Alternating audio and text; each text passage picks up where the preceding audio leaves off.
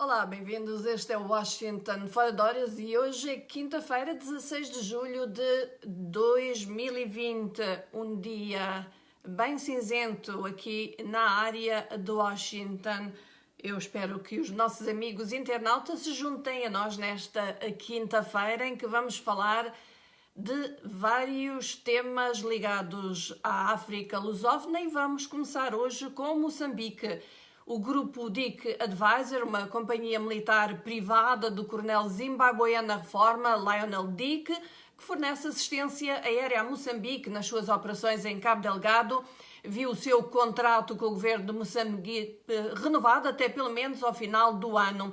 O grupo deverá treinar também as forças terrestres moçambicanas, segundo a publicação Zitamar.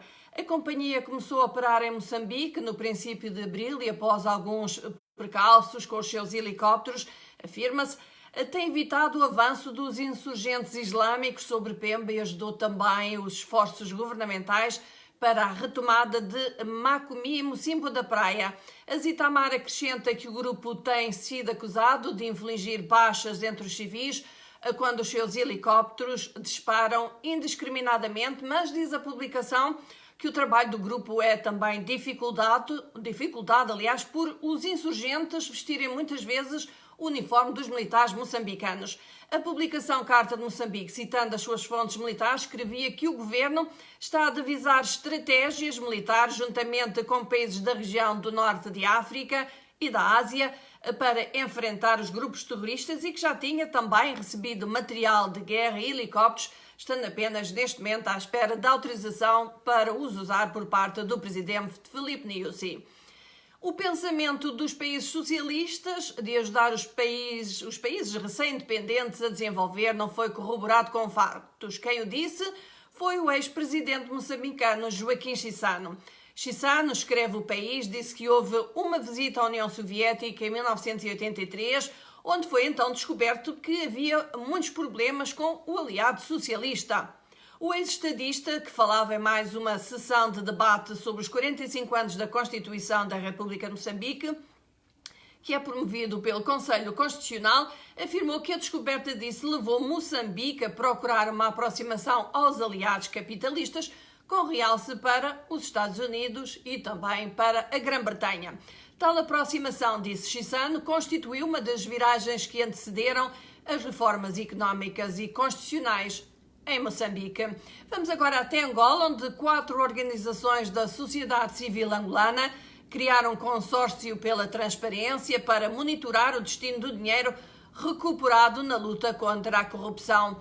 Moanapô, a plataforma de mulheres e ação, a SOS Habitat e a Ação de Solidariedade para o Desenvolvimento para a Democracia decidiram juntar esforços para monitorar os procedimentos e a aplicação dos recursos públicos com maior incidência no repatriamento de capitais no quadro do combate à corrupção do governo de João Lourenço.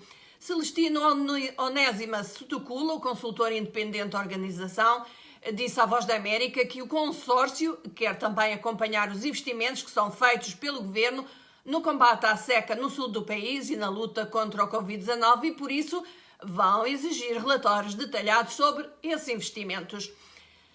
Em Angola ainda, relativamente a Angola, cerca de 250 angolanos que ficaram retidos no Brasil desde antes do início da pandemia do Covid-19 regressam ainda hoje ao país num voo humanitário da companhia aérea TAG. É o primeiro voo de resgate organizado pela Comissão Multissectorial de Prevenção e Combate e deve transportar estudantes, comerciantes, profissionais, entre outros angolanos. Até ao momento e desde o início da pandemia, os dados do governo angolano apontam que regressaram ao país 5.771 angolanos.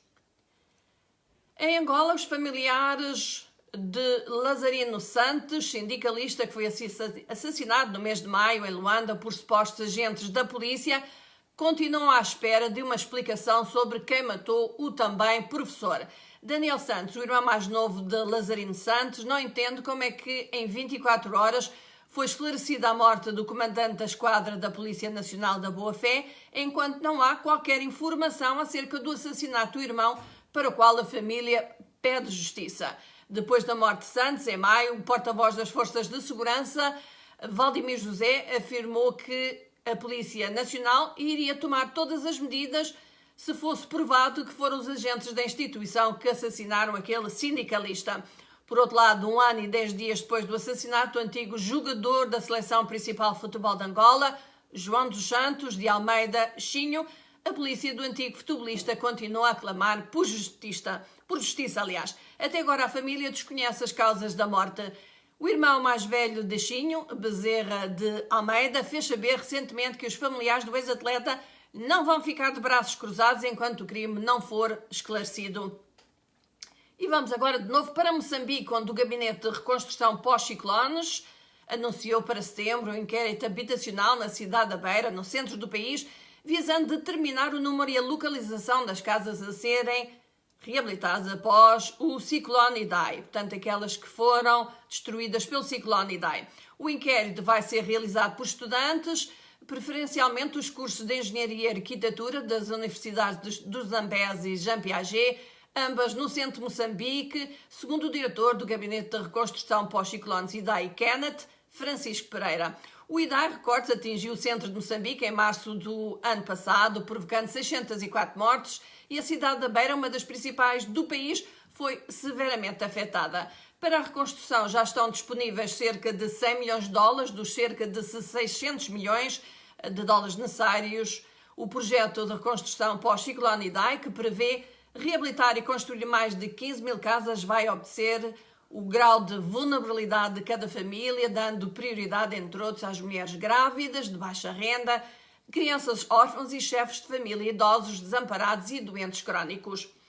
E agora vamos neste Washington, fora de horas, nesta quinta-feira, bem cinzenta aqui na área de Washington, falar da Guiné-Bissau. Isto porque o governo vai aumentar impostos sobre bebidas e tabaco. E isto é uma notícia que nós gostaríamos que os nossos amigos guineenses dissessem alguma coisa, comentassem. É assim, a proposta do Orçamento de Estado para o período 2020-2021, que deve ser aprovada ainda hoje, quinta-feira, pelo Conselho de Ministros, prevê o aumento dos impostos sobre o tabaco e as bebidas e sobre os rendimentos mais elevados. Orçado em cerca de 400 milhões de euros e com um déficit de cerca de 154 milhões de euros também, a proposta de Orçamento de Estado guineense deverá ser aprovada no Conselho de Ministros e depois vai seguir para a Assembleia Nacional. As apostas em investimentos estão na saúde, que vai consumir mais de 10% do total das despesas, e na educação, que terá aumento da dotação em cerca de 8%. A proposta foi apresentada ao Conselho Permanente da Concertação Social. Portanto, neste orçamento prevê-se então essas taxas adicionais ou impostos adicionais sobre as bebidas e o tabaco. Como diria a doutora Graça Matezinha, duas coisas que são más para a sua saúde, sobretudo quando usadas em demasia. Vamos a Cabo Verde, onde o governo diz que vai se pronunciar sobre o caso Alex Saab, isto se chegar ao Tribunal Penal Internacional. O primeiro-ministro Ulisses Correia Silva recusou fazer comentários ao caso Alex Saab, empresário colombiano, ao serviço da Venezuela e detido a 12 de junho e cuja extradição é solicitada pelos Estados Unidos por, segundo disse, estar em sede de decisão judicial. Correia Silva admitiu pronunciar-se na ocasião própria, caso o país for levado ao Tribunal Penal Internacional, em Haia, pelo antigo juiz espanhol. A equipa de defesa do empresário, cuja possibilidade foi admitida pelo advogado que lidera a equipa de defesa em Cabo Verde, Pinto Monteiro.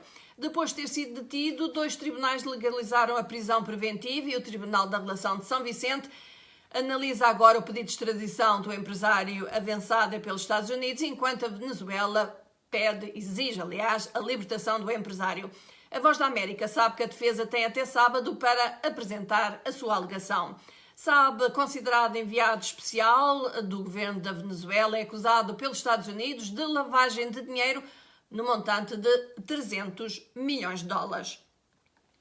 O governo de Angola declarou a circulação comunitária do novo coronavírus na capital, Luanda, de acordo com as orientações da Organização Mundial de Saúde. O anúncio foi feito ontem pelo Ministro de Estado e chefe da Casa de Segurança do Presidente, Pedro Sebastião, que coordena a Comissão Multissectorial de Combate à Covid-19. Pedro Sebastião revelou que um estudo de 7.500 pessoas entre 8 e 11 de junho nos locais de grande concentração da capital concluiu haver vínculos epidemiológicos conhecidos que não tiveram relação com cordões sanitários nem viagens para o exterior. No total, Angola tem agora 576 casos e 27 óbitos. Nesta quinta-feira e até este momento, nenhum país africano de língua portuguesa atualizou os números de Covid. Até ontem, Cabo Verde tinha 1.837 infectados, dos quais 3 considerados críticos. O arquipélago contabiliza 19 óbitos. Em Moçambique, o Ministério da Saúde revelou um total de 1.330 casos, mantendo 9 óbitos. Em São Tomé e até ontem havia 736 infecções, enquanto em Guiné-Bissau, o país africano de língua portuguesa com mais casos, registra desde há vários dias 1.842. Portanto, os números não estão a ser atualizados. Cabo Delgado, dar aqui as boas-vindas a todos os nossos amigos internautas que estão conosco nesta quinta-feira aqui em Washington. Como eu já disse, é uma quinta-feira bem nublada, está cinzento lá fora, apesar de estar bastante quente e úmido. Portanto, um tipo de ambiente que os nossos amigos, por certo, conhecem. E vamos continuar, vamos a Moçambique, a Cabo Delgado, continuando a falar de Covid. Mais de 10 trabalhadores da Montebejo Ruby Mining, em Cabo Delgado, testaram positivo para a Covid-19 e a empresa está em alerta máximo. Em comunicado, a mineradora indica que todos os contactos diretos, funcionários na faixa etária acima dos 60 anos e colaboradores com condições médicas conhecidas estão a ser isolados. A empresa pediu aos 11 trabalhadores que se encontram infectados para que permanecem nos seus alojamentos. Até ontem, Moçambique tinha 1.330 casos, sendo Cabo Delgado e Nampula as províncias com maior número. A província de Maputo recebeu de Portugal e da rede Aga-Khan para o desenvolvimento 100.000 máscaras reutilizáveis para serem distribuídas aos mais pobres em Moçambique. Parte das máscaras que foram recebidas vão ser distribuídas aos alunos que reiniciem as aulas a 27 deste mês e também à população. A entrega foi feita pela embaixadora de Portugal em Moçambique, Maria Amélia Paiva. Falando de Covid, isto é uma notícia que circula há algumas horas, isto porque pela segunda vez o presidente do Brasil, Jair Bolsonaro, testou positivo para o coronavírus. Bolsonaro, que com 65 anos faz parte de um grupo de alto risco, disse que continuaria em quarentena na sua residência oficial em Brasília, de onde vai continuar a trabalhar através de videoconferência. Bolsonaro, que causou grande controvérsia no Brasil por desrespeitar repetidamente as medidas de bloqueio em vigor para conter a propagação do vírus, teve o primeiro resultado positivo há cerca de uma semana. Jair Bolsonaro vai agora ser submetido a um novo teste, vai ser o terceiro nos próximos dias. O Brasil é o segundo país mais afetado do mundo pelo coronavírus, depois dos Estados Unidos, tem cerca de 75,2 milhões de casos. O diretor do Centro de Controlo e Prevenção de Doenças da União Africana, o CDC África, John Kagasong, alertou que a pandemia da Covid-19 acelerou e está a aumentar rapidamente, defendendo a utilização permanente de máscaras em espaços públicos, bem como o distanciamento social, já que, disse ele, não há vacina nem cura para o Covid-19 e não se pode ficar em confinamento para sempre. Ele falava na conferência de imprensa semanal do CDC África.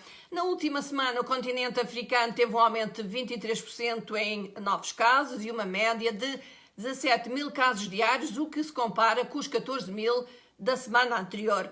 Nkagasong defendeu a abertura, contudo, do próximo ano letivo, das aulas do próximo ano letivo, mas de forma segura, diz ele, e depende de país para país e até de cidade para cidade.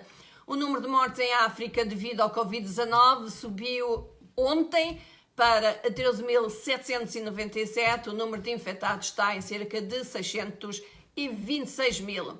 Os Estados Unidos, por outro lado, ultrapassaram pela primeira vez a barreira dos 70 mil casos de Covid-19 em 24 horas, o que leva para mais de 3.490.000 o total de contágio. Portanto, 3.490.000 contágios. Isto segundo a Universidade Johns Hopkins. Desde o início da epidemia, registaram-se nos Estados Unidos 138 mil óbitos. Os Estados Unidos, entretanto, sofreram nas últimas semanas um aumento de infecções no sul e no oeste do país. Falamos, desculpem, neste caso da Flórida e do Texas, e é de longe o país mais afetado em termos absolutos, tanto em número de mortos como de casos. Só um momentinho porque eu tenho que tossir, só um bocadinho. Peço desculpa, algo me entrou um bocado de ar a mais. Entretanto, os testes clínicos em humanos da potencial vacina contra a Covid-19 que a Universidade de Oxford criou tiveram resultados prometedores e desencadearam a resposta imunitária que se pretende, afirma hoje a imprensa britânica. Os testes em seres humanos, que desde abril envolveram cerca de 1.000 voluntários saudáveis, permitiram aos cientistas concluir que o projeto da vacina gera anticorpos e células do sistema imunitário que podem enfrentar o novo coronavírus. No entanto, ainda falta demonstrar que essa resposta imunitária combinada basta para evitar a infecção, salientam os investigadores que mesmo assim consideram que o efeito conseguido é bastante positivo. O ministro britânico da Saúde, Matt Hancock, indicou que os investigadores estão a tentar conseguir o melhor cenário possível para pôr em circulação uma vacina ainda este ano, mas admitiu que o mais provável é que a vacina só chegue em 2021, acrescentando que estão a trabalhar em outras potenciais vacinas em todo o mundo, incluindo com os Estados Unidos, Alemanha e Holanda. Em notícias que não de Covid, o secretário de Estado norte-americano Mike Pompeo tem esperança de que possa haver em breve negociações a alto nível com a Coreia do Norte e não descartou uma possível cimeira, isto depois de sinais pessimistas de ambos os países. Pompeo, sem dar mais detalhes, diz que há mais discussões do que se percebe publicamente com a Coreia do Norte. Trump, recorde-se, foi o primeiro presidente americano a encontrar-se com Kim Jong-un e os dois concordaram em termos gerais na sua primeira cimeira em Singapura em 2018 que a Coreia do Norte desistiria do programa nuclear. Mas houve pouco progresso desde então, com a Coreia do Norte a exigir alívio das sanções e Pyongyang recentemente intensificou mesmo as ameaças contra a Coreia do Sul, aliado dos Estados Unidos. O ex-assessor de Segurança Nacional americano, John Bolton, disse que Trump poderia tentar uma nova cimeira com Kim para aumentar as suas chances de ser reeleito em novembro para a Casa Branca. Na Rússia, a polícia prendeu ao fim do dia de ontem mais de 140 manifestantes que protestavam contra as reformas constitucionais que poderão permitir a Vladimir Putin que se mantenha no poder mais de 16 anos. Cerca de 500 pessoas, muitas usando máscaras onde se podia ler a palavra não, desfilaram pelas principais ruas da capital russa, Moscovo. Alguns empunhavam cartazes exigindo a renúncia de Putin, enquanto outros chamaram o presidente russo de, citamos, ladrão. Os eleitores russos aprovaram um referendo no início deste mês que inclui mudanças na Constituição que permitem a Putin permanecer como presidente até 2036. Sem a emenda, Putin teria sido ou seria obrigado a abandonar o cargo dentro de 4 anos. A oposição diz que o referendo sobre a Constituição foi marcada pela fraude generalizada. Putin está no controle da Rússia, recordam-se, como presidente ou como primeiro-ministro há 20 anos. A Marinha dos Estados Unidos colocou um navio de guerra ao largo da costa da Venezuela para desafiar o que chamou de reivindicação marítima excessiva de Caracas em águas internacionais. Foi a segunda vez em 3 semanas que a Marinha americana realizou uma operação que chama Liberdade de Navegação, operação que a Venezuela descreve como provocatória. Os navios da Marinha e da Guarda Costeira Americana conduziam no Caribe operações antinarcóticos. Uma investigação da ONU revela que algumas minas de ouro, diamante e bauxite da Amazónia, Venezuela, são em grande parte controladas por grupos criminosos que exploram, espancam e até matam trabalhadores e que as forças de segurança venezuelanas estão envolvidas em metade dos incidentes e o governo de Nicolás Maduro nunca respondeu a um pedido de informação sobre estas minas. O relatório diz que os mineiros, entre eles crianças, não têm contratos de trabalho e são expostos à contaminação por mercúrio e à malária.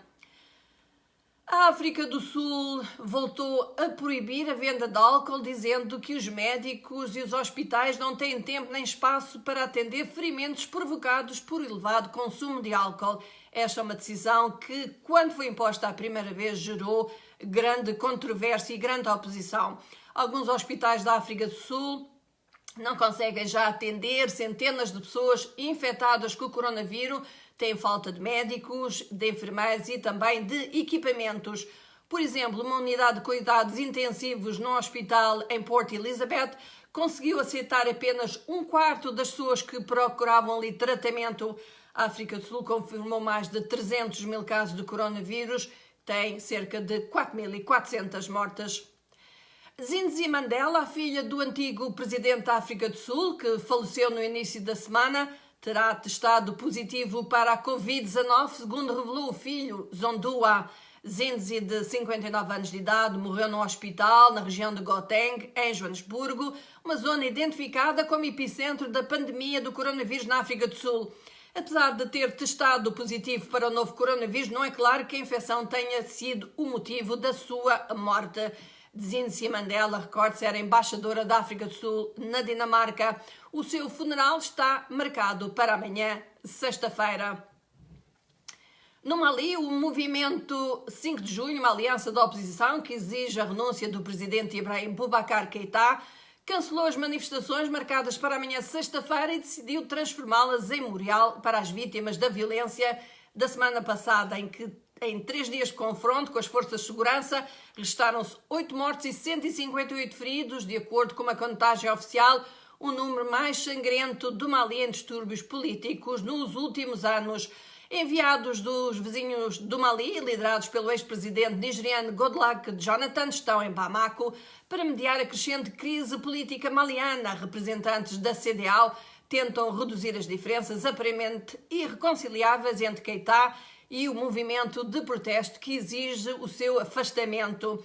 Os malianos estão preocupados e frustrados com a insurgência jihadista de 8 anos, que já matou milhares de pessoas e forçou centenas de milhares de outras a abandonarem-se as suas casas, e elas trouxeram Burkina Faso. Este é o Washington Fora de Horas. Não se esqueçam que sexta-feira é dia de Angola Fala Só, e esta sexta-feira temos 2 convidados, são 2 jovens, é a Soraya Santos e o Edilson Pires.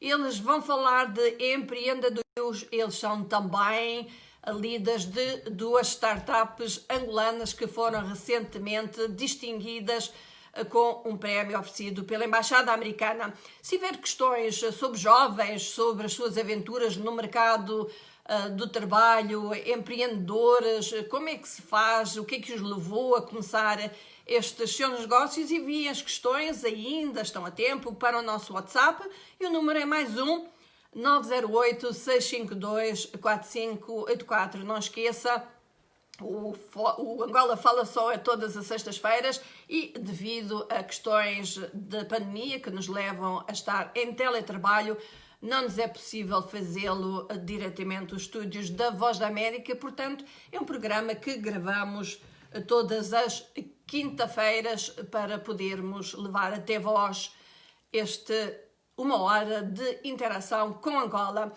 E trending hoje está no Twitter, muita coisa. Aliás, disse que o trending poderia ser apenas Twitter hoje, mas começamos com um tema que começou a popular o Twitter na tarde de ontem. São os ferimentos à bala da cantora Megan Thee Stallion. Ela foi baleada no pé no domingo, em Hollywood, quando saía de uma festa. Megan foi levada para o hospital pela polícia de LA, mas não há detalhes de como se viu envolvida nessa situação. Também no Twitter, o desenvolvimento de uma história, o nome Chris Evans está trending, depois do ator que faz de Capitão América ter enviado uma mensagem a Bridger, um menino de 6 anos que salvou a irmã mais nova, enfrentando um cão que o mordeu e que forçou-o a levar 90 pontos. O cão ia atacar a sua irmã. Quando questionado por que ele enviou a mensagem ao menino, Chris Evans disse que se alguém tivesse que morrer, deveria ser ele. Os hackers, entretanto, ontem andaram ativos pelo Twitter e andaram a pedir bitcoins, a criptomoeda. Atacaram contas de pessoas como Barack Obama, Joe Biden, Kanye West, Jeff Bezos ou Elon Musk, o CEO da Tesla. Andaram a pedir dinheiro, criptomoeda ou bitcoin para ajudar a aliviar os problemas da Covid-19. As mensagens foram rapidamente, quando detectadas, foram rapidamente retiradas pela Twitter, mas o Twitter, depois de resolver o problema, disse que mesmo assim os hackers, ou hacker, conseguiram arrecadar 120 mil dólares. Portanto, pessoas que leram essas mensagens no Twitter destas pessoas famosas e mandaram então dinheiro em criptomoeda. No Facebook, entre as 3 publicações mais populares estão 2 do presidente Donald Trump. O post do presidente sobre a sua taxa de aprovação entre os republicanos lidera o trending nesta rede social nesta quinta-feira. Ele escreveu 96% de aprovação para o presidente Trump no Partido Republicano. Obrigado. A publicação valeu-lhe cerca de 350 mil reações, mais de 15 mil comentários e mais de 7 mil partilhas, aliás, umas partidas também para o presidente, porque as reações nem sempre são todas positivas. De referir que o presidente demitiu ou despediu o seu diretor de campanha porque afirma-se nas sondagens contra Joe Biden, o presumível candidato dos democratas, ele está bem atrás. No Instagram, Kylie Jenner e Ariana Grande optaram pela simplicidade de uma fotografia e convenceram assim os seus admiradores. Kylie publicou uma foto da filha sentada de costas a segurar uma mala de Louis Vuitton, porque todas as crianças têm uma, certo? São baratas, né? Com uma descrição tão simples quanto a bebê mais fixe a usar uma. Esta publicação atingiu mais de 5 milhões e 80 mil gostos. Eu acho que é porque gostam da mala, apesar de poucas pessoas terem dinheiro para comprar uma mala daquelas. A cantora Ariana Grande publicou uma fotografia sua, aparentemente sem efeitos e sem descrição, mas, contudo, valeu-lhe 5 milhões e 50 mil gostos. Só uma fotografia.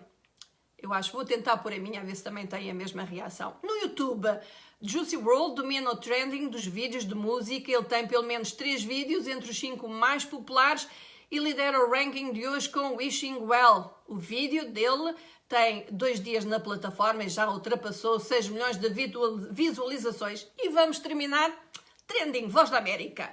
No nosso website, o artigo que chama mais a atenção dos internautas nas últimas horas refere-se a Moçambique.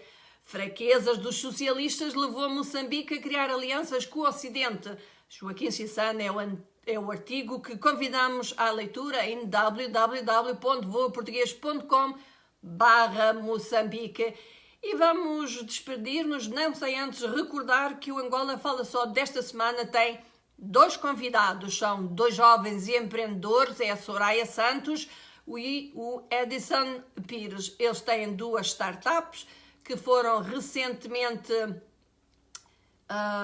recentemente apoio dos Estados Unidos num concurso em que eles, os 2 e 3 outros, ganharam esse concurso, mas nós temos como destaque a Soraya Santos e o Edison Pires.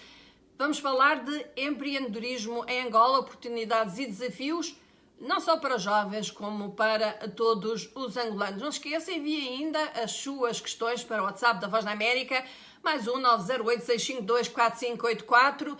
E eu quero agradecer a todos os meus amigos internautas que estão aqui comigo. Eu estou a tentar ler os comentários deles, mas como sempre, isto é um problema técnico que eu tenho que resolver. As letras são tão pequeninas que me é extremamente difícil ler enquanto estou a falar para vocês. mas estão todos connosco. Nós agradecemos a vossa companhia todos os dias, segunda a sexta, 30 minutos para notícias e informação. Não esqueçam, apesar de eu não ler os vossos nomes, eu sei que vocês estão aí. Continuem connosco, voltem todos os dias de segunda a sexta para Washington fora de horas. E desta quinta-feira, desde os arredores de Washington, um dia bem enevoado, bem cinzento, despede-se com um sorriso, Ana Guedes, e um abraço para todos vós. Amigos, então, até amanhã. Bye, bye.